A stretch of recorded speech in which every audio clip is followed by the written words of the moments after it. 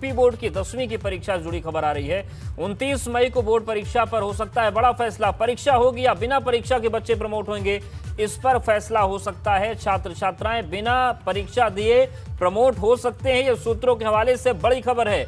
10वीं की परीक्षा में हुए जो रजिस्ट्रेशन है उनकी संख्या है 29,94,000, लेकिन जो जानकारी मिल रही है उसके मुताबिक 29 मई को बोर्ड परीक्षा पर जो बैठक होने जा रही है उसमें यह फैसला हो सकता है कि जो 10वीं के छात्र छात्राएं हैं बिना परीक्षा लिए उनको प्रमोट किया जा सकता है।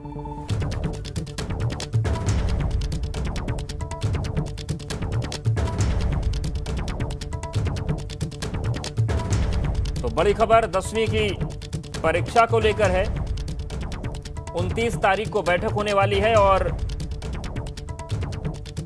जो सबसे महत्वपूर्ण बात है वो ये कि 10वीं की परीक्षा के जो बच्चे हैं, जो छात्र छात्राएं हैं, उनको बिना परीक्षा के ही प्रमोट किया जा सकता है। तो 29 मई को बोर्ड परीक्षा पर यह बड़ा ऐलान हो सकता है। लेकिन एबीपी गंगा सूत्रों के हवाले से बड़ी खबर बता रहे हैं आपको कि इस बात पर फैसला हो सकता है उत्तराखंड की तरह कि बच्चों को बिना परीक्षा के ही प्रमोट कर दिया जाए। 10वीं की बोर्ड परीक्षा में उन्हें प्रमोट कर दिया जाए।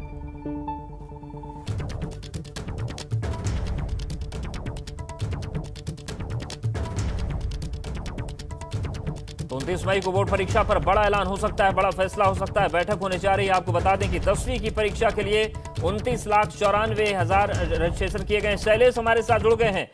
शैलेश, ये एक बड़ी बात सामने आ रही है। 29 तारीख को क्या सब तस्वीर साफ हो जाएगी कि परीक्षा होनी या नहीं होनी है?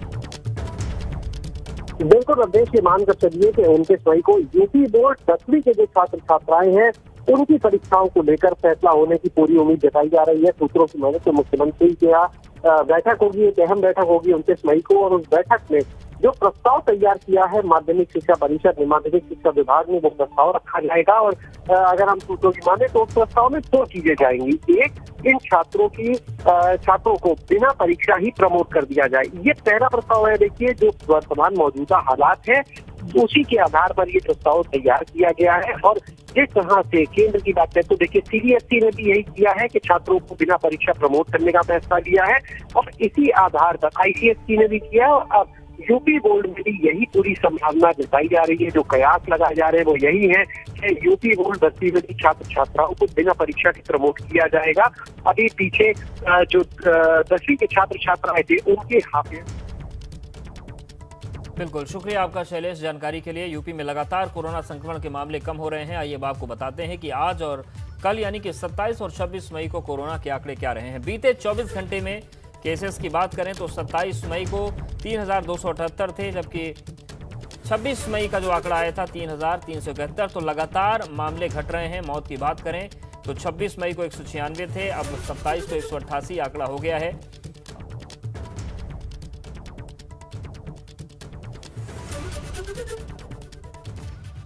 अब एक बार 3 दिनों के आंकड़े देखिए। 27 मई के आंकड़े अगर हम बात करें तो 3278 थे, मौतें 188 हुई थी। वहीं 26 मई को 3,371 मामले सामने आए थे, 196 मौतें हुई थी।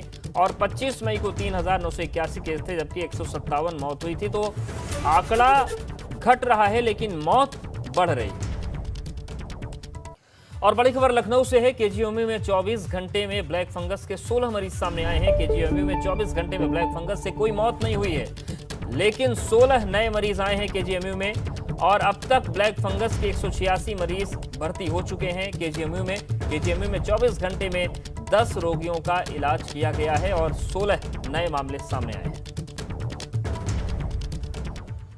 और बड़ी खबर वाराणसी से भी है। कोरोना से जुड़ा हैरान करने वाला मामला सामने आया। कोरोना नेगेटिव महिला ने पौष्टिक बच्चे को जन्म दिया है। ये एक हैरान करने वाली खबर है। महिला नेगेटिव थी, लेकिन जो बच्ची है उसका जन्म हुआ तो वो कोरोना पॉजिटिव पाई गई। बीएचयू के अस्पताल में पैदा हुई कोरोना पॉजिटिव बच्ची। डॉक्टर और विशेषज्ञों ने इस मामले पर रिसर्च शुरू कर दी है कि आखिर ये कैसे हुआ। जब मां नेगेटिव है तो आखिर बच्ची पॉजिटिव कैसे हो गई। तो वाराणसी से हैरान करने वाला मामला सामने आया है और यहां पर एक कोरोना नेगेटिव मां से कोरोना पॉजिटिव बच्ची का जन्म हुआ है।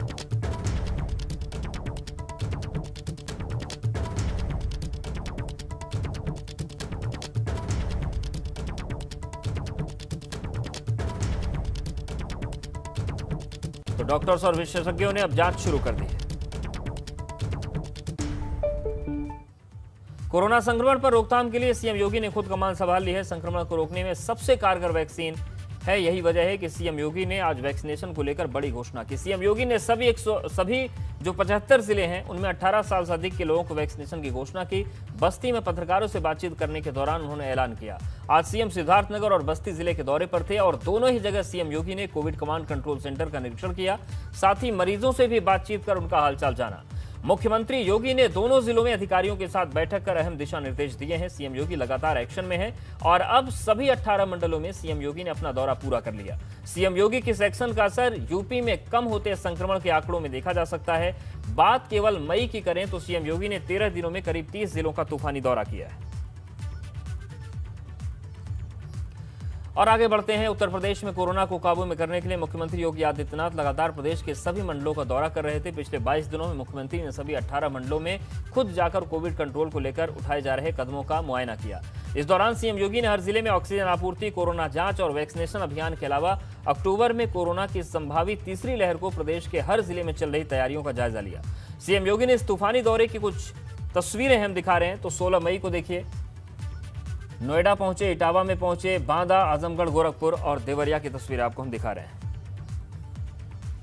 कोरोना महामारी की दूसरी लहर का कहर अभी थमा भी नहीं है। जानकारों ने तीसरी लहर की आशंका जतानी शुरू कर दी और इस लहर में सबसे ज्यादा खतरा बच्चों को बताया जा रहा है। लेकिन इस तीसरी लहर को लेकर गौतम बुद्ध नगर किस तरह से तैयारी कर रहा है, संवाददाता बलराम पांडे ने गौतम बुद्ध नगर के जिलाधिकारी से बातचीत की। महामारी की तीसरी लहर की आशंका को देखते हुए गौतम बुद्ध नगर जिले में किस तरह की तैयारी की जा रही है, इसी पर बात करने के लिए हमारे साथ गौतम बुद्ध नगर के जिलाधिकारी सुहास सेलवाई जी मौजूद हैं।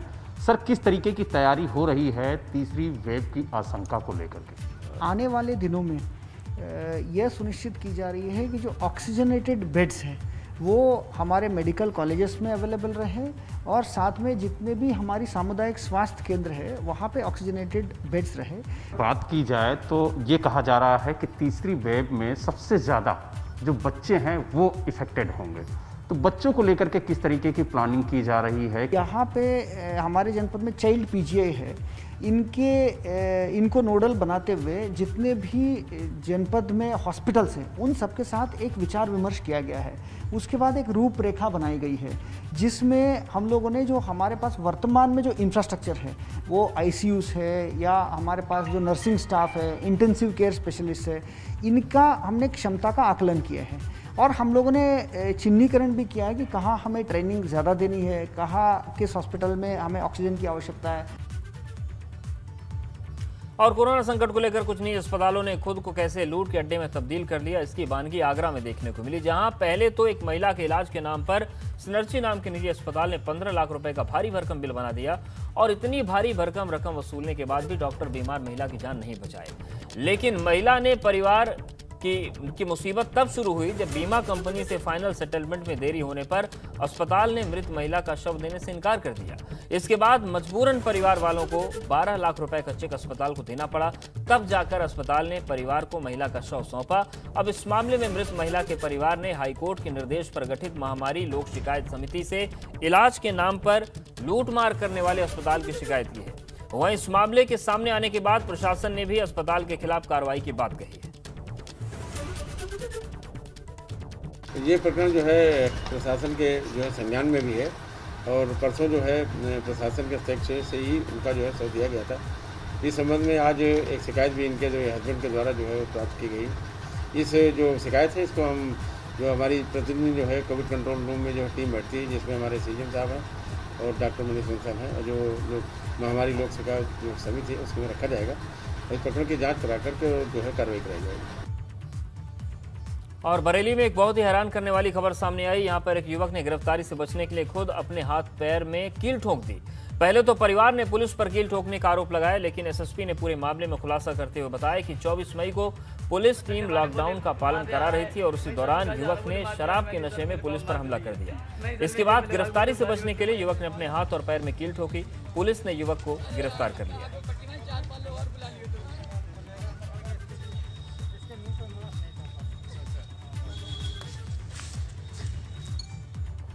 और कोरोना संक्रमण के वैक्सीनेशन के लिए गाजियाबाद प्रशासन ने गाड़ी में बैठकर ही वैक्सीन लगवाने की सुविधा दी है। ये सुविधा जो बुजुर्ग 45 प्लस हैं उनके लिए दी गई है। तस्वीरों में आप देख सकते हैं कि मॉल के पार्किंग में ये सुविधा दी गई। वहीं वैक्सीन लगवाने आए लोगों का कहना है कि बहुत अच्छी पहल है। वहीं एसडीएम खालिद अंजुम ने बताया कि प्रशासन वैक्सीन लगवाने पर ज़्यादा जोर दे रहा है, जिससे कि बुजुर्ग लोगों को परेशानी ना हो, और मॉल के अंदर सरल प्रक्रिया बनाई गई है जिससे लोग बेहद आराम से वैक्सीन लगवा सकते हैं।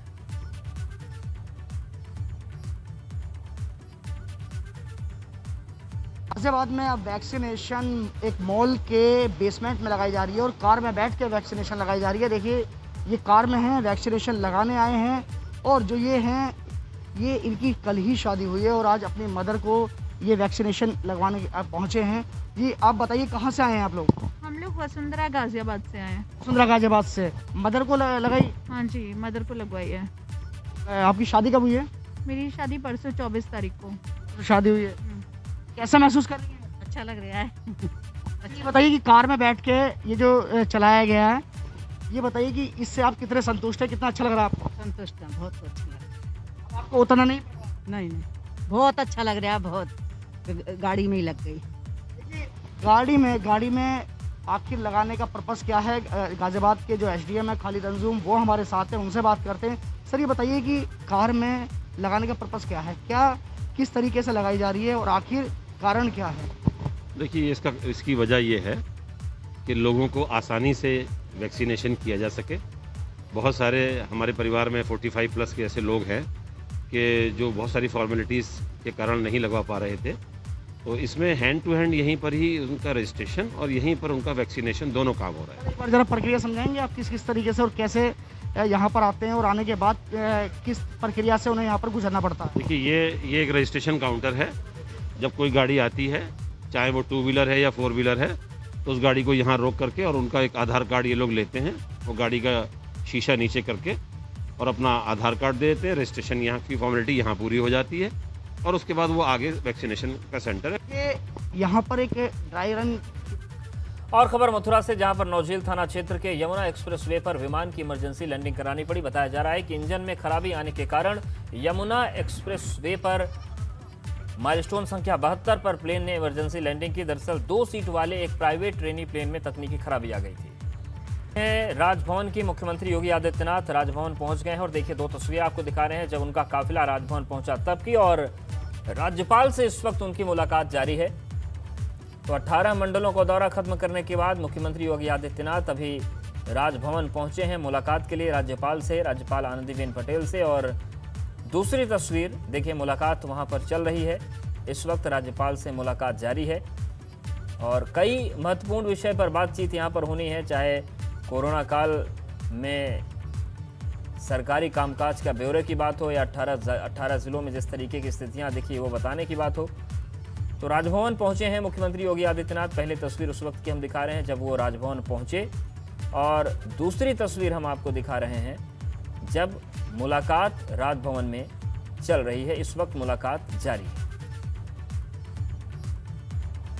तो राज्यपाल और सीएम योगी की बैठक चल, और देखिए मुख्यमंत्री एक पुस्तक भी लेकर गए हैं राज्यपाल को भेंट करने के लिए, और इस पुस्तक का नाम है विष्णु और उनके अवतार। कल बुद्ध पूर्णिमा थी और विष्णु के जो अवतार हैं उनसे संबंधित ये किताब है। तो इस वक्त राजभवन में राज्यपाल और मुख्यमंत्री योगी आदित्यनाथ की इस वक्त मुलाकात हो रही है, चर्चा हो रही है।